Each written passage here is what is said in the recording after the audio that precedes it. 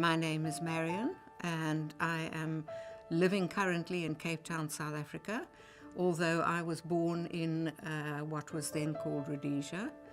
I have my whole family in Cape Town. I have 3 children, and I have 6 grandchildren and 4 great-grandchildren. It was pretty traumatic. My first symptoms was I had been doing my housework and feeling almost prickly, as if I had fallen into a bed of nettles all over my skin. But I really only got alarmed when I went to wash the dishes and I found that my fingertips, the middle fingers in my hand, were numb. And because I'd had 2 years previously a bit of a cardiac issue, I was immediately concerned that it might be a stroke or something like that. So I made an appointment to see the doctor the next morning, by which time all my fingers were numb and all my toes. And unfortunately, it was at a bad time of the year because it was Christmas Eve. And he examined me, the doctor, and he said, well, it won't be a stroke because a stroke is normally one-sided. And he just gave me a vitamin B injection and said, let's see what progresses. So we went on into Christmas Day, and by then my hands were kind of curling up. The numbness had spread. I couldn't even open Christmas presents properly. And then at that evening, I went to bed with extreme pain across my trunk area. And I lay in agony the whole night, and at 5:30 in the morning, being the day after Christmas, I knew my doctor's surgery wouldn't be open, and so my husband took me to the emergency in the hospital. But unfortunately, they seemed to disregard the numbness. All they focused on was this pain in my middle area. And so they started to eliminate heart problems, aneurysm, gallbladder problems, kidney problems, liver problems. And they put me through every possible test, and then they decided they couldn't figure out what was wrong. They would admit me to the hospital and do further tests.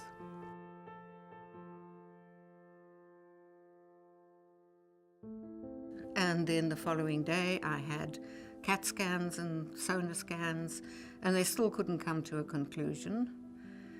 And they then admitted me and said it may be an ulcer. So I swallowed the camera, they put me out, I swallowed the camera, I came around, and the physician said to me, well, we find a very, very small ulcer and a hiatus hernia, and that's the reason why you have this pain. And I said to him, but why am I numb all over my body? And he kind of shrugged it off and said, well, perhaps it's just some kind of neuropathy. So they sent me home.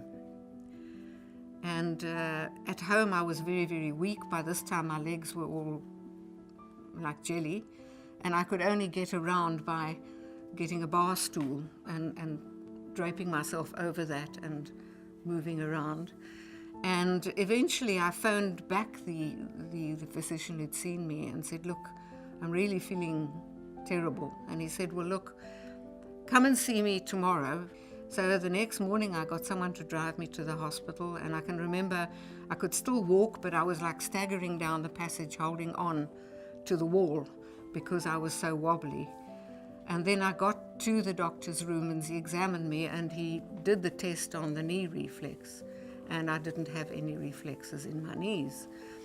And so he said, oh, now we'll have to send you now for an MRI and a million blood tests. The following morning he came to me and he said, well, I'm very happy to tell you that your MRI is completely normal, and so are all your blood tests. So I said to him, but why am I numb all over my body, and I have this terrible pain, and I'm very weak? And he said to me, well, I think you need to see a neurologist. He said, but we don't have a neurologist on duty at this hospital. He said, but let me see what I can do and I'll come back and let you know. He came back 24 hours later, and he walked in bright and breezy. How are you feeling? And I said, I'm feeling terrible. I'm now totally numb. My hands are curling up and I'm very, very weak. And he said to me, lift your legs. And I I tried, and that's the first time I realized that I couldn't lift my legs. And his eyes just went like this, and he scurried off, and he said, yes, you need to see a neurologist. And he came back a half an hour later, and he stood in front of me and he said, I'm so sorry, I can't find a neurologist on duty in Cape Town anywhere. Now, Cape Town's a big city. He said, I've tried this hospital, I've tried that hospital, I've tried the other hospital. But now, of course, it's now New Year's Eve. Can't find anyone on duty. Perhaps you should go home and come and see us again in the new year.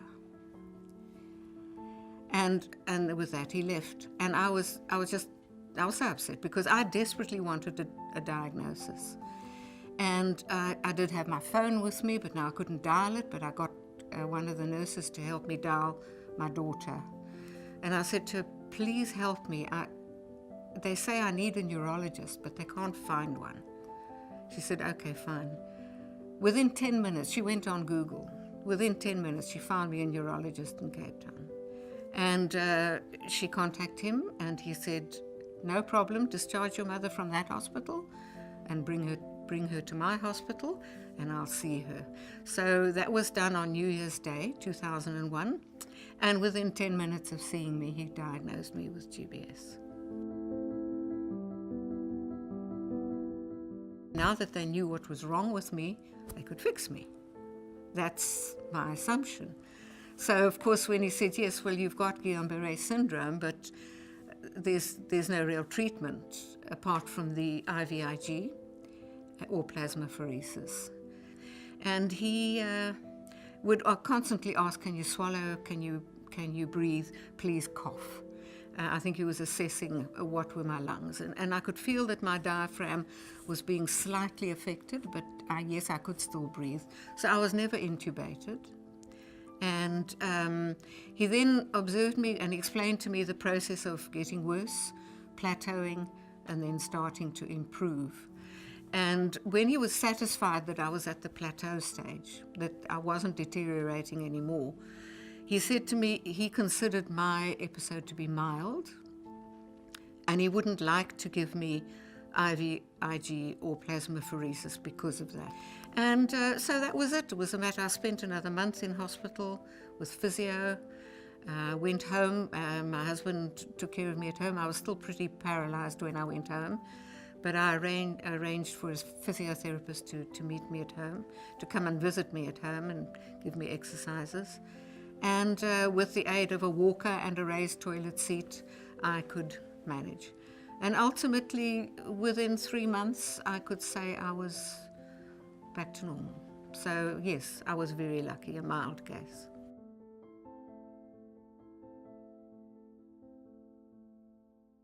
Very shortly after I got home, because I'm quite sort of active on the computer, and I started to do research into what it was and other people who'd had it. And I came across the foundation and I contacted them. I decided that one must have a meaningful life, and I didn't want to just retire and be this little granny sitting at home with my knitting. And so I joined a group of, I got trained as a trauma counselor. And because I had this history of counseling people and caring for people, I thought it might be applicable in the GBS arena, where I would really, really love to go and be of assistance to people who are in that terrifying position of not knowing what's hit them and what's going to happen to them. And so that's when I offered to the foundation, did they have a support group in the area? And they said, no, would I like to be it? And I said, yes, I would like very much to be it. So I think the foundation provides everything they need in terms of information and support. But to me, the critical factor is to how to get that information to the people. At that time, I was still working. So fortunately, because I was only ill for a few months, it didn't really affect my career per se. Yeah, then I took proper retirement and I'd stopped working altogether. And I'm just very happy in my retirement now. I'm very active. I'm very, very grateful that I can move again, because my passion in life is dancing. And I absolutely love it. And I really do believe that if one is pretty physically active when you get GBS, that it certainly helps when you have to rehabilitate. I think you somehow or other you get stronger quicker. That's my belief. I don't know if that's actually genuine, but all I could think of lying in my bed were my dance steps, and I used to do them in my head because I was terrified I would forget the dances. And as soon as I possibly could, I went back to dancing, and I'm still at it, and I love it.